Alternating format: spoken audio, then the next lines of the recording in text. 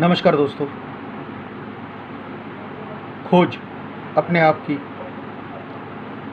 मैं कौन हूँ ये जानने की। पिछली बार इसके भाग 1 को हमने शूट किया था। उसकी वीडियो लिंक यहाँ नीचे डिस्क्रिप्शन में दी हुई है, आप देख सकते हैं। यदि आपने उसे नहीं देखा है तो पहले उसे अवश्य देखें, ताकि इसे आप समझने में आपको मदद मिल सके। अगर खोज सकता है तो भीतर खोज कर, जाग सकता है भीतर तो खोज कर, न कर इंतज़ार किसी बाहरी क्रांति का, ये तुझमें भीतर ही दबी है, बस खोज कर। पिछली बार हमने बात की थी अगर शर्तिया शब्द, आप अगर उसे देखेंगे तो जान जाएंगे। अगर खोज सकता है तो भीतर खोज कर, भीतर की तरफ खोज करने के लिए हमने बात की थी। जाग करके होश में होने की बात की थी। आज हम उसके आगे थोड़ा चल रहे हैं। न कर इंतज़ार किसी बाहरी क्रांति का। नॉर्मली क्या होता है, व्यक्ति हर चीज़ को एक समय देने की कोशिश करता है। सब्र का फल मीठा होता है, बात बरोबर है, मगर यहाँ जिस समय देने की बात हम कर रहे हैं वह आलस है। नॉर्मली जब हम छोटे होते हैं पढ़ाई पे ध्यान देते हैं, देना भी चाहिए, अक्षर ज्ञान बहुत ज़रूरी है। खेल कूद में ध्यान देते हैं। थोड़ा बड़ा होते हैं, नौकरी, पैसा कमाना है, परिवार बनाना है, परिवार बनना शुरू होता है, बच्चों का ध्यान आता है, फिर उनकी शादी, फिर उनका कैरियर। एक्चुअल में हम जिस शांति को खोजने की कोशिश कर रहे हैं बाहर की तरफ, कि मैं पढ़ लिख लूँ, एक अच्छी नौकरी कर लूँ और मुझे शांति मिले, ऐसा आज तक हुआ नहीं है, होगा भी नहीं। शादी करने के बाद में भी कोई शांति नहीं मिलती है, सुख नहीं मिलता है। भीतर की तरफ जिस चीज़ की अनुभूति हम करना चाहते हैं शांति के नाम पे, वो हो नहीं पाता है। शादी करो या ना करो, परिवार बने या ना बने, पर जिस सुखद अनुभव की हम अपेक्षा करते हैं कि इस तरह का रिलैक्स मोड एक हमारे भीतर एक्टिव हो, वो हो नहीं पाता। कभी सोचा है ऐसा क्यों होता है? अगर हम ऐसा सोचते हैं कि पैसा कमा लेने से शांति मिल सकती है, सुख सुविधाएं के जो संसाधन हैं पैसे से हम वो खरीद करके उसको प्राप्त कर सकते हैं, तो फिर क्यों नहीं हो पाता? दोस्तों, पुराने बहुत से उदाहरण ऐसे हैं। हाल ही में आज आपको मैं बताऊं, 21 तारीख है अप्रैल का 2020। कुछ 1-2 दिन पहले ही आप सभी ने रतन टाटा का नाम ज़रूर सुना होगा। आपको लगता है उनके पास पैसे की कमी है? मैंने उनका एक जगह पे वक्तव्य पढ़ा कि वो कुछ और करना चाहते थे और वो कर नहीं पाए। तो उन्हें जो सुख चाहिए था, जो शांति चाहिए थी, वो मिली नहीं। जबकि आप सभी जानते हैं रतन टाटा कोई हल्के व्यक्ति नहीं है। सुख के सारे संसाधन उनके पास मौजूद हैं, और यदि वो कुछ और उसमें जोड़ना चाहे संसाधनों में, तो मुझे नहीं लगता कि वो उसके लिए पैसे कोई दिक्कत होगी। है, सब कुछ है उनके पास।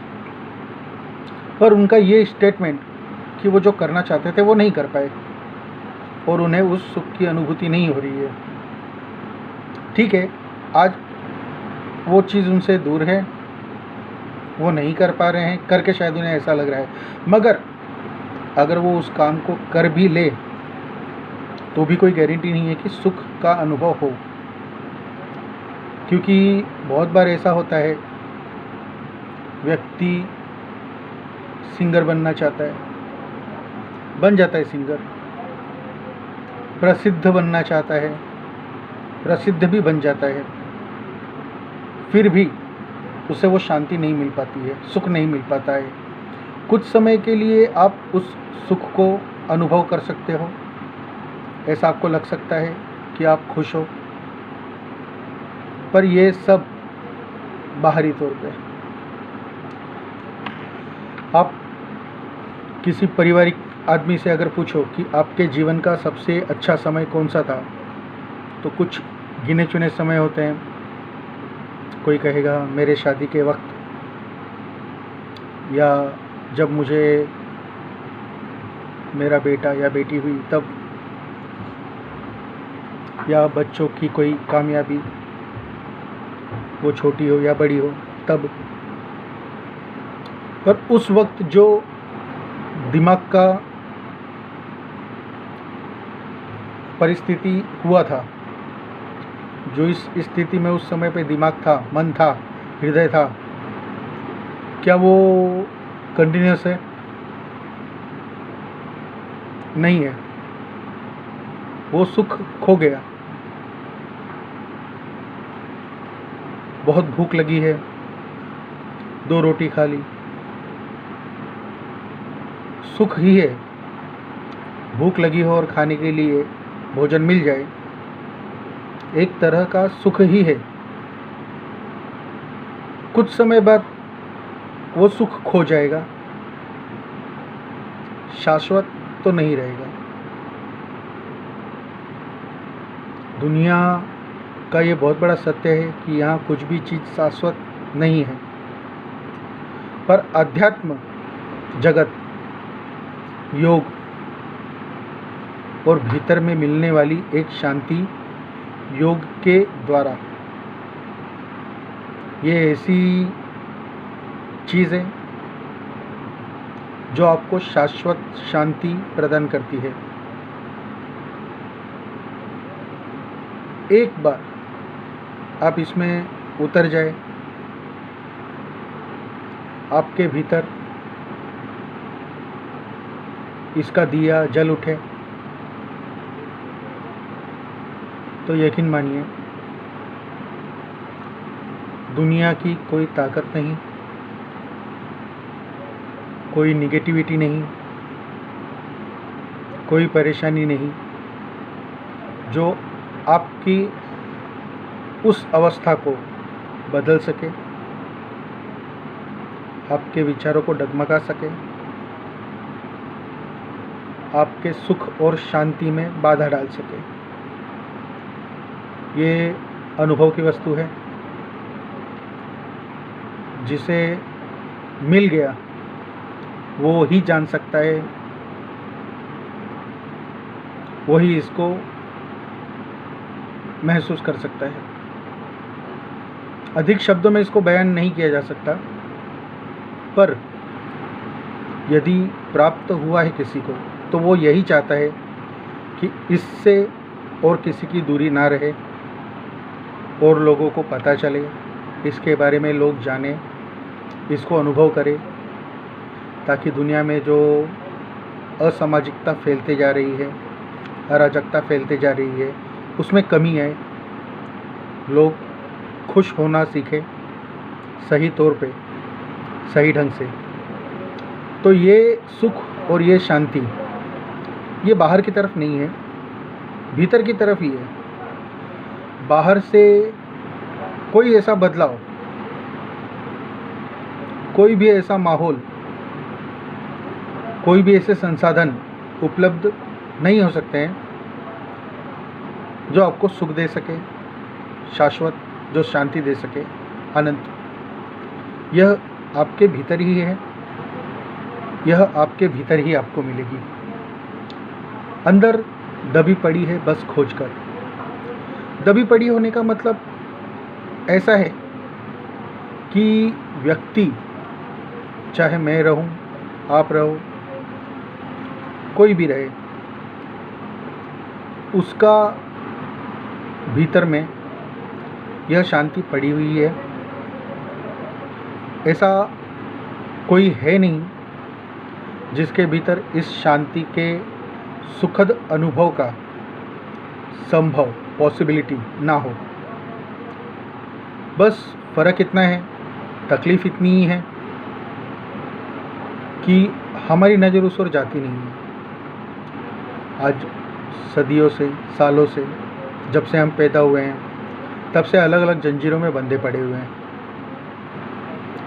अलग अलग ढंग से हमें बताया जाता है, हमारे कामों की दिशा निश्चित की जाती है,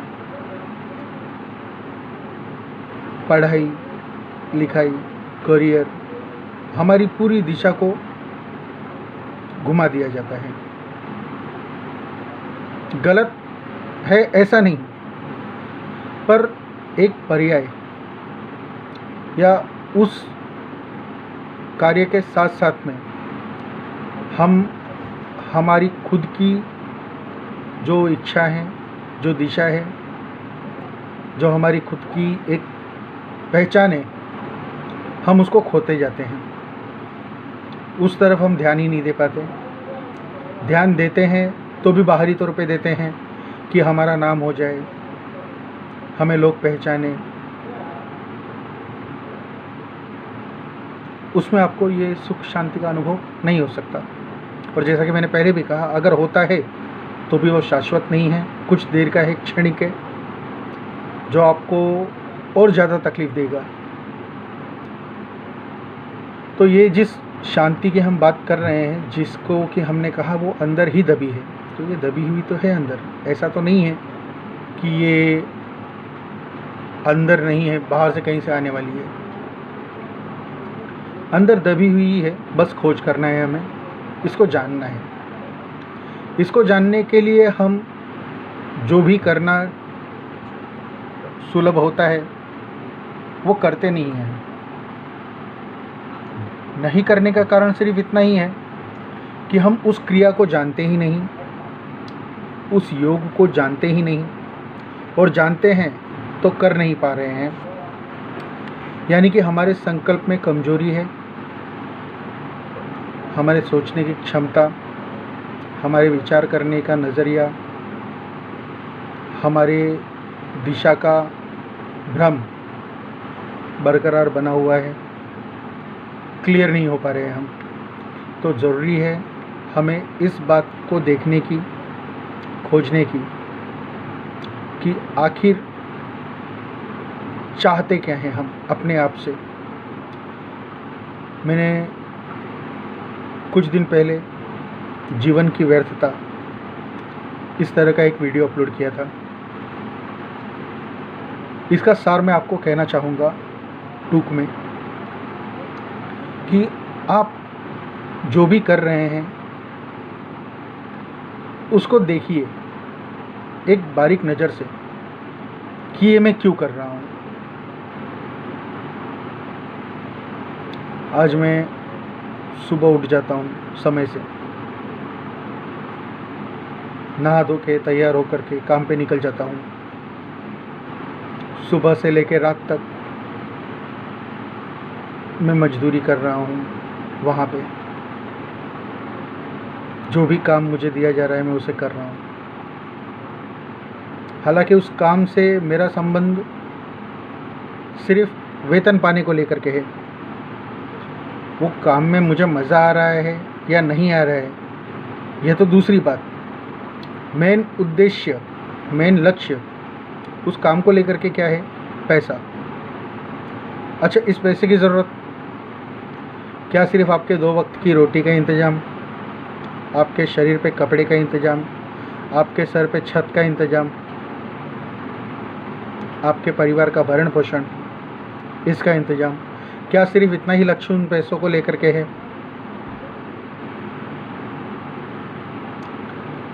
स्टैंडर्ड ऑफ लिविंग, जीने का आपका एक स्टैंडर्ड मेंटेन करना। सबसे ज़्यादा अगर पैसे की ज़रूरत कहीं पड़ती है तो वहीं पड़ती है। दाल चावल खा के भी व्यक्ति में प्रोटीन की मात्रा की पूर्ति की जा सकती है। आटा, गेहूं का और साधारण सी सब्जियां खा करके भी आयरन की कमी को पूरा किया जा सकता है, प्रोटीन की मात्रा को पूरा किया जा सकता है। पर दाल चावल की जगह बिरयानी, पुलाव, रोटी भाजी की जगह पिज्ज़ा, क्यों?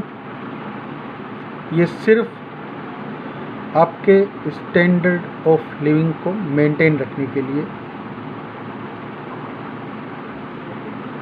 उस पैसे के यूटिलाइजेशन के लिए जिससे आप किसी प्रकार का सुख खरीदना चाहते हैं, वह खाने के माध्यम से हो, कपड़े पहनने के माध्यम से हो, एंटरटेनमेंट, टीवी देख करके, अच्छा टीवी सेट लेकर के, संसाधनों के नाम पर के पे फ्रिज, एसी इत्यादि वस्तु जमा करके।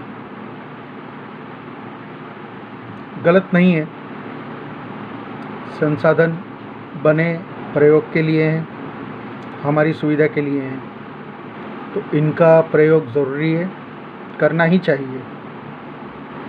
पर जिस लक्ष्य से हम इनको प्रयोग में लाते हैं, क्या वो लक्ष्य हमारा पूरा हो पाता है, इसकी ओर हमारी नज़र नहीं जाती। तो एक्चुअली ऐसा है कि ये संसाधन ज़रूरी तो है, पर ये आपका टारगेट नहीं है, आपका लक्ष्य नहीं है।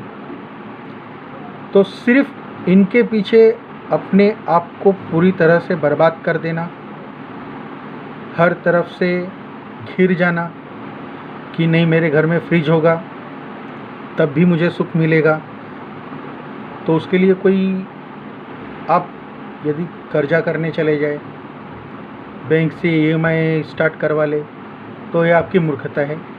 आप जिसे सुख समझ रहे थे वह आपके लिए सुख नहीं ला रहा, उल्टा दुख का एक और नया गड्ढा तैयार करके दे रहा है। यह आपके स्ट्रेस को बढ़ा रहा है, आपके तनाव को बढ़ा रहा है, आपको शांति नहीं दे रहा है, उल्टा आपके अशांति में एक सीढ़ी और बढ़ा करके दे रहा है।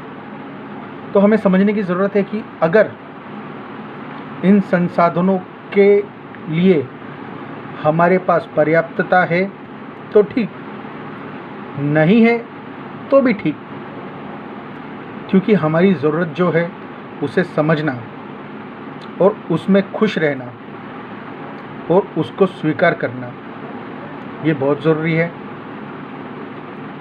और इसको जान लेना और इसको मान लेना बहुत ज़्यादा महत्वपूर्ण है। दोस्तों,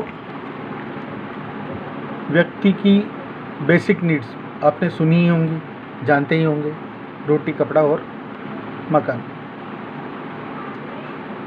इन 3 मूलभूत सुविधाओं के अलावा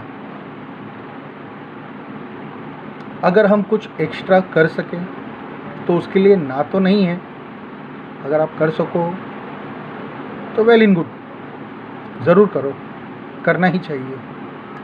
पर यदि आप उस तरफ जाने के काबिल नहीं हैं या आप उसको लक्ष्य फ़िलहाल नहीं बना पा रहे हैं, तो उसके पीछे शरीर से, मन से अपने आप को तोड़ो मत। किसी नए गर्त में, किसी नए गड्ढे में मत गिरो। आप समझो बात को, देखो, अपने आप को पहचानने की कोशिश करो, क्योंकि जब तक आप अपने आप को पहचानोगे नहीं, अपने आप को देखोगे नहीं, अपने आप को नाप नहीं लोगे, तब तक आप सिवाय दुख के और कुछ हासिल नहीं कर पाओगे।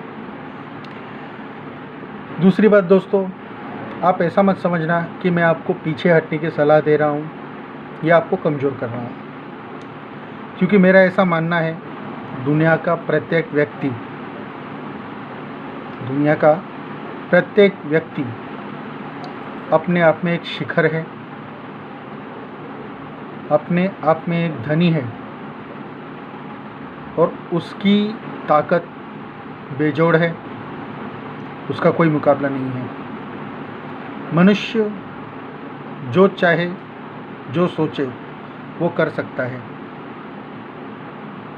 और इसके बहुत से प्रमाण मौजूद हैं। हमने किया है, हमने देखा है, हमने सुना है। आज हम उन सभी प्रमाणों के बीच में जी रहे हैं।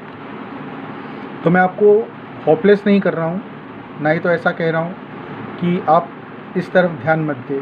बस मैं इतना कह रहा हूँ कि इस तरफ ध्यान देते वक्त समझ का प्रयोग करें और अपने आप को किसी गर्त में, किसी गड्ढे में या किसी आपराधिक प्रवृत्ति में ना धकेलें। और जहाँ तक सुख और शांति की बात है तो उसके लिए तो मैं आपको बता ही रहा हूँ कि आपके भीतर ही दबा हुआ है, और जिसके लिए बहुत सिंपल सा बात कह सकते हैं, स्वीकृति, संतोष। आपने सुना भी रहेगा, संतोष से बड़ा धन कुछ नहीं। पर संतोष कर लेना और शांति को पा लेना, ये दोनों में बहुत फ़र्क है, इसको जान लीजिए। संतोष कर लेने का मतलब होता है कि हमें इच्छा है पर हम उसे पा नहीं सकते, तो हम संतोष कर लें, ओके चलेगा। तो ये संतोष आपको शांति नहीं देता, समझ देता है और उसके पीछे आपका तनाव बढ़ने से रोकता है। तनाव बढ़ने से रुक जाना शांति नहीं है। संतोष कोई शांति नहीं है, क्योंकि संतोष कर लेना यह कभी भी आपको सुख की अनुभूति नहीं दे सकता, पर कोई चीज़ है, आपको उसकी ज़रूरत का नहीं ही होना, मतलब अगर वो आपके पास पड़ी है तो भी ठीक, नहीं पड़ी है तो भी ठीक, आप उसे काम में ला सकते हैं, फिर भी नहीं ला रहे हैं। क्यों? क्योंकि आपके पास उसको लेकर के पर्याय मौजूद हैं।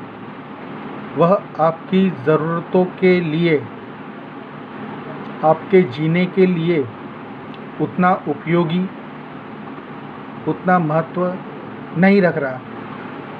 इस बात को जान लेना, इस समझ को अपने में उतार लेना, और इसके साथ एडजस्ट होने की ज़रूरत नहीं है। इसके साथ आपको कोई रोकथाम या दौड़ भाग कुछ करने की ज़रूरत नहीं है। बस ये हो जाना, बाहरी तरफ से बिना किसी क्रिया के, भीतर की तरफ से ही इस भाव का उत्पन्न हो जाना, ये शांति है। इसको मैं आपको समझाता हूँ एक उदाहरण दे करके। भूख लगी है,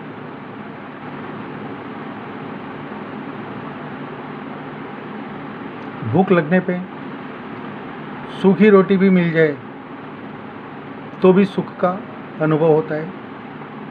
56 भोग मिल जाए तो कहना ही क्या।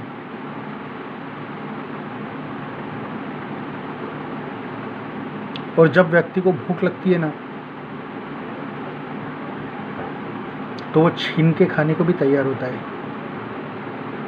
इसके उदाहरण देने की मुझे ज़रूरत नहीं है, आपने देखा ही होगा।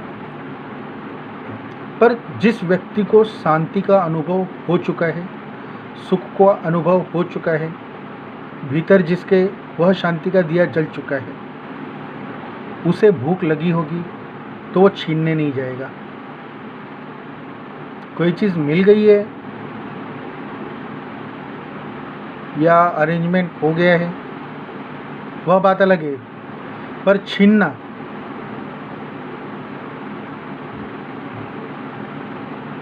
या अनैतिकता का व्यवहार करना, यह उसके दिमाग में आए, ये सोचना भी हमारे लिए गवारा नहीं, सही नहीं, क्योंकि उसके दिमाग में भी ये बात नहीं आएगी, ना उसके भाव में आएगी, ना उसकी आंखों में किसी प्रकार का लालच होगा, और उसे भूख होने के बावजूद उस तरफ उसका ध्यान केंद्रित नहीं होगा।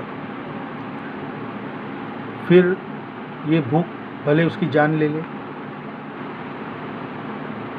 लेगी तो नहीं, पर एक उदाहरण के लिए, एक समझ के लिए मैं आपसे कह रहा हूँ। तो ये जो शांति सुख का अनुभव है,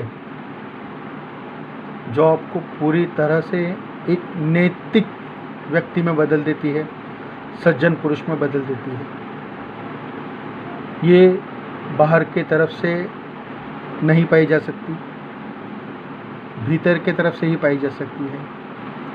ये भीतर ही दबी होती है, भीतर से ही बाहर की तरफ प्रसारित होती है, फैलती है इन द सेंस लोगों को दिखती है।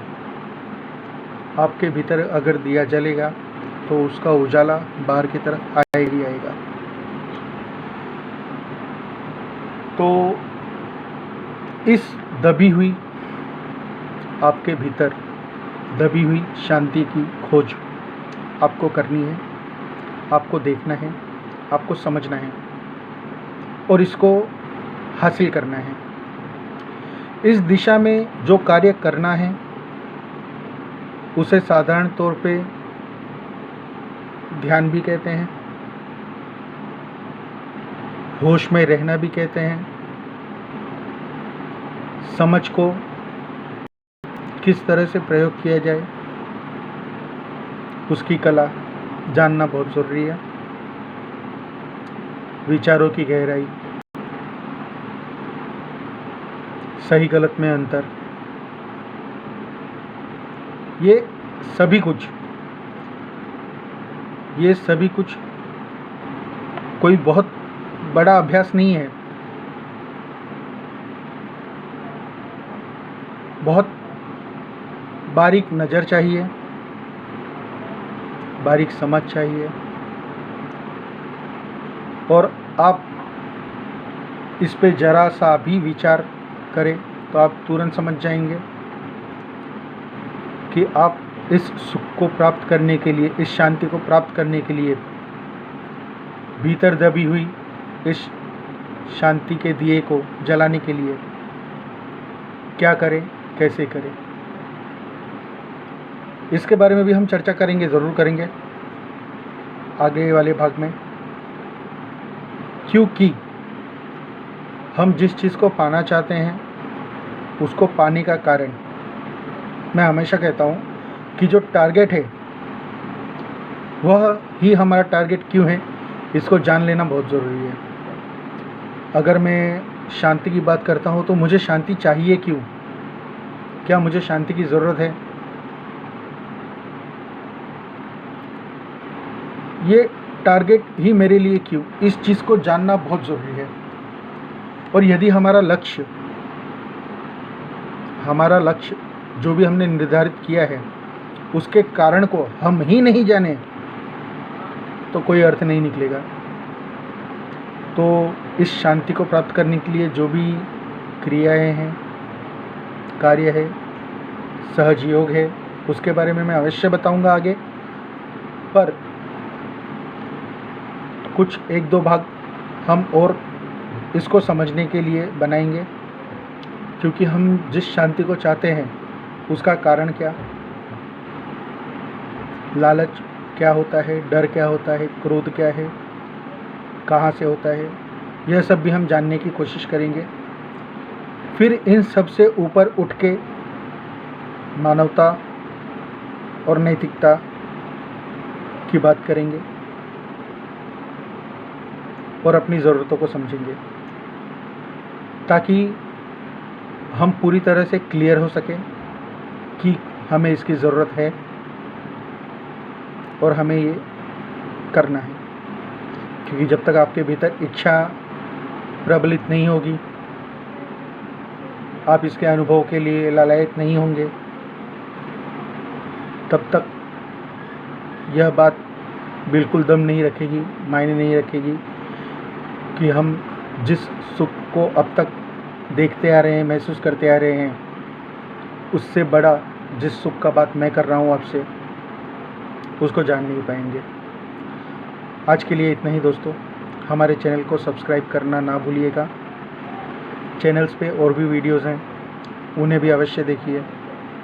आपके कोई भी सवाल हो मुझसे ज़रूर करिए। आज के लिए इतना ही। दास नागेश का आपको एक बार दोबारा नमस्कार।